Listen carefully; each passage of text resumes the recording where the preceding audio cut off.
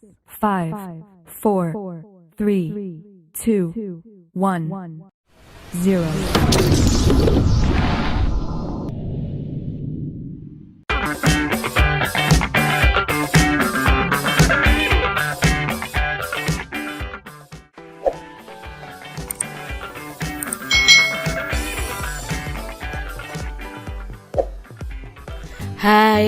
Hai, selamat datang di channel YouTube Kak Citra.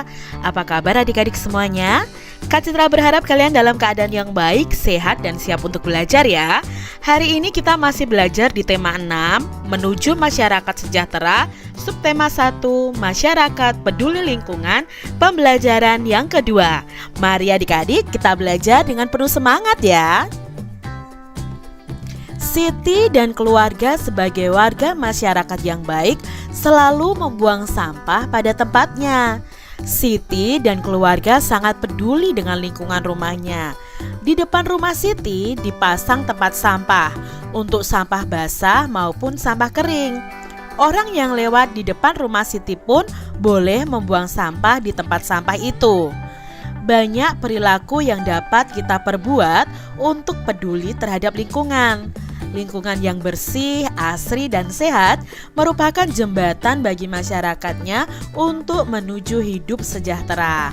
Nah adik-adik, apakah di rumah kalian ada tempat sampah? Apakah kalian selalu membuang sampah di tempat sampah?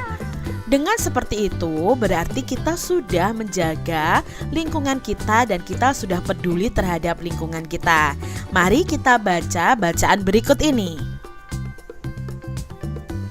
Kampung Rawajati. Di Kampung Hijau Rawajati, selain peduli untuk membuat lingkungan hijau oleh tanaman, terlihat juga kesadaran warga yang cukup tinggi untuk andil terhadap pengolahan sampah dengan bijak. Sebuah sentra pengumpulan sampah disediakan di area kampung untuk menampung aneka sampah rumah tangga. Para ibu turut andil dengan memisahkan sampah dapur seperti kulit bawang, batang sayuran, kulit buah, dan kulit telur. Kemudian dikumpulkan di sentra bersama dengan sampah kebun.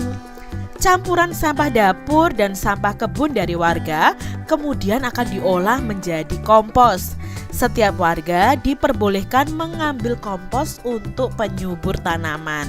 Jadi di Kampung Rawajati ini masyarakatnya sudah bisa membedakan mana sampah yang basah, mana sampah yang kering. Nah, sampah yang basah atau sampah organik yang mudah membusuk, mereka kumpulkan untuk mereka olah menjadi pupuk kompos adik-adik.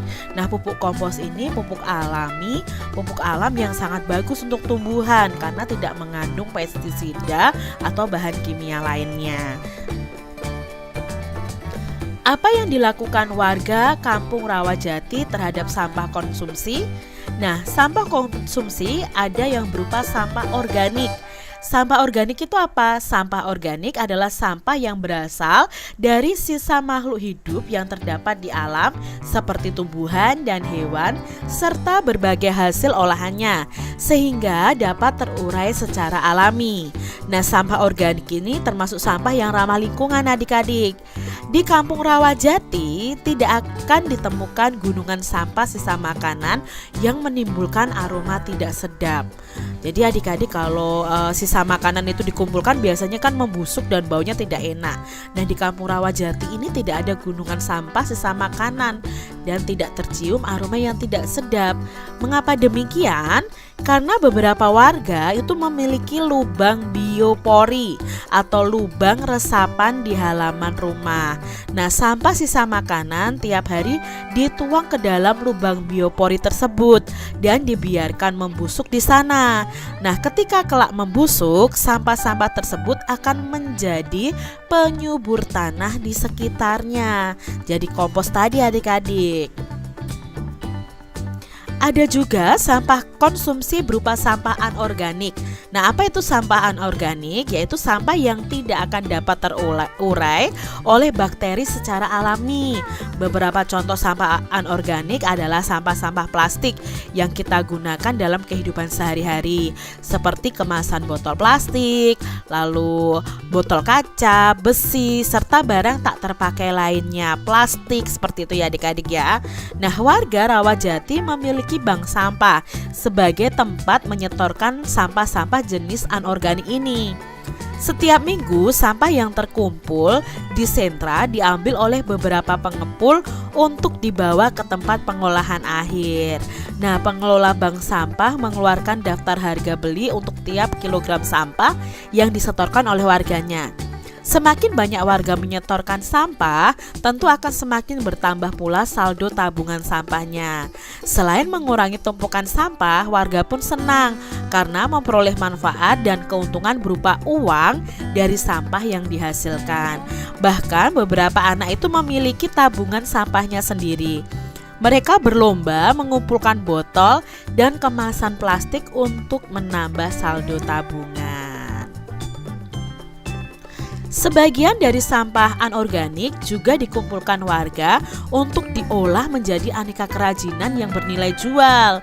Contohnya ada vas bunga, alas gelas, dompet, serta tas yang dirangkai cantik dari aneka botol plastik dan kemasan bekas. Nah, kegiatan ini dilakukan oleh beberapa ibu di waktu luang mereka. Mengisi waktu, mengurangi tumpukan sampah, dan menambah uang belanja tentunya menjadi hal positif yang bermanfaat bagi warga dan lingkungan. Diambil dari sumbernya buku siswa tematik terpadu kurikulum 2013 kelas 6 tema 6 tahun 2015.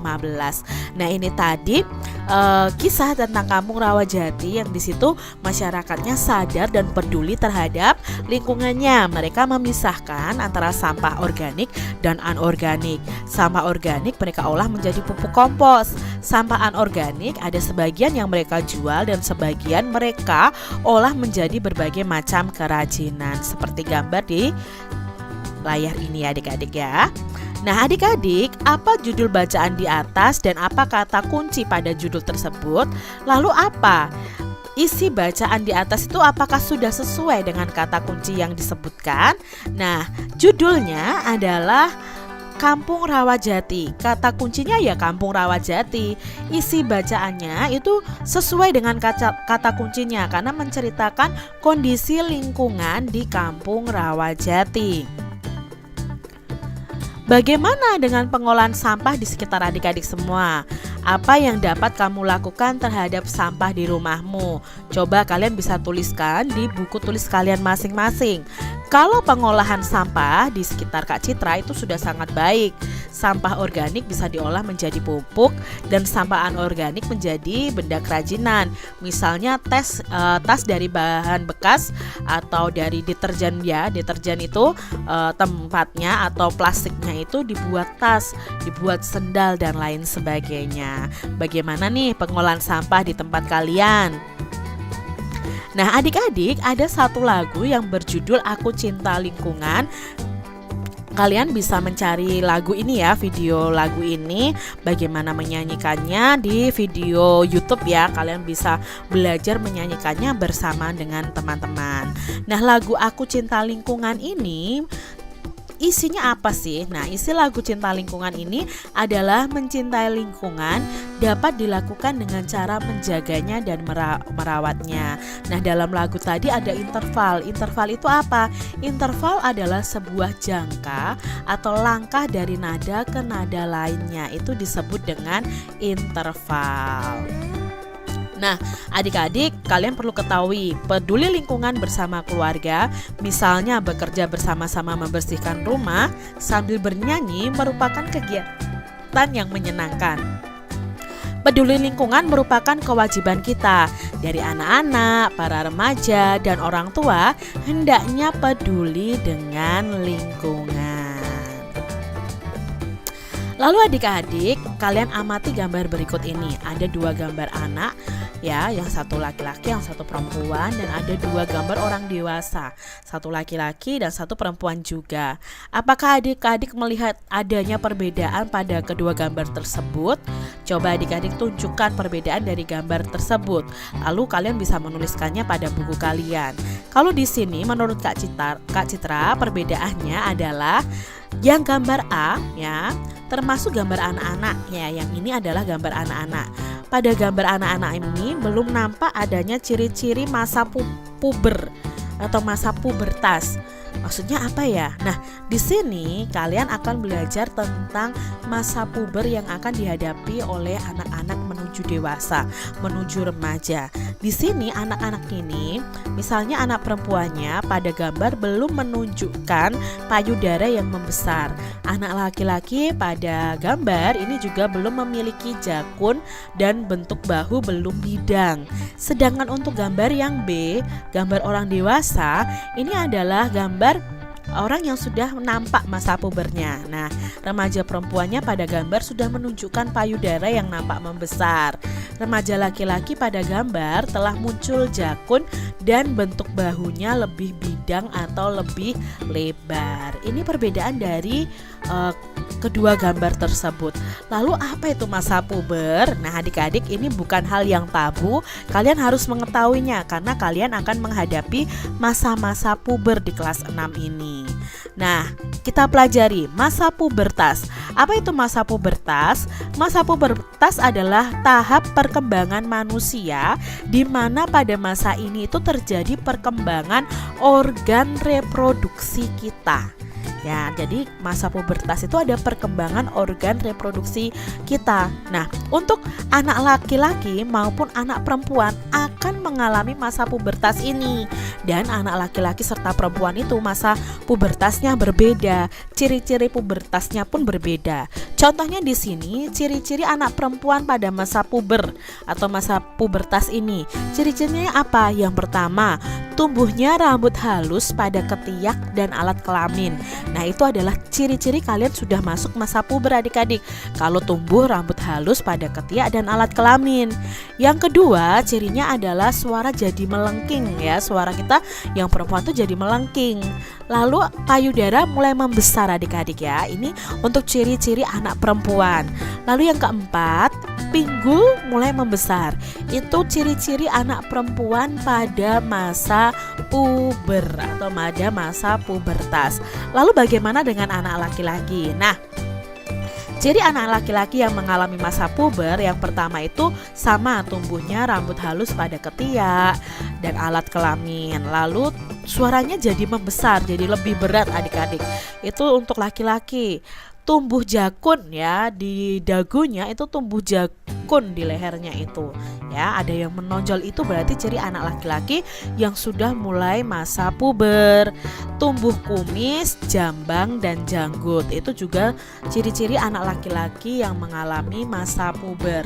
Itu tadi perbedaan ciri-ciri anak perempuan dan anak laki-laki pada masa puber. Nah, masa pubertas perlu kita manfaatkan seoptimal mungkin sebagai momen penting yang bisa dijadikan sebagai kesadaran untuk berubah. Tuhan akan terus memberikan momen itu sepanjang hidup, tergantung bagaimana kita memaknainya.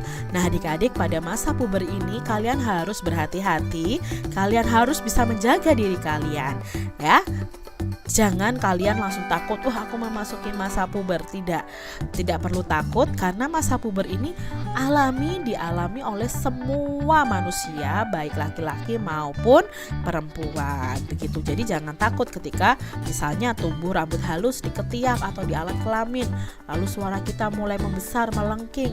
Itu tidak perlu ditakuti, karena itu memang masa-masa pubertas, masa dimana peralihan kalian dari anak-anak menuju remaja dan dewasa. Demikian tadi adik-adik pembahasan kita di tema 6, subtema 1 pembelajaran yang kedua. Semoga video pembelajaran ini bermanfaat untuk adik-adik semuanya. Dan sampai jumpa lagi di video pembelajaran Kak Citra selanjutnya. Tuhan memberkati. Jangan lupa tekan tombol subscribe, lalu tekan loncengnya, tekan juga tombol like, Lalu share ke media sosial kalian. Jangan lupa untuk ikuti media sosial Kak Citra. Terima kasih.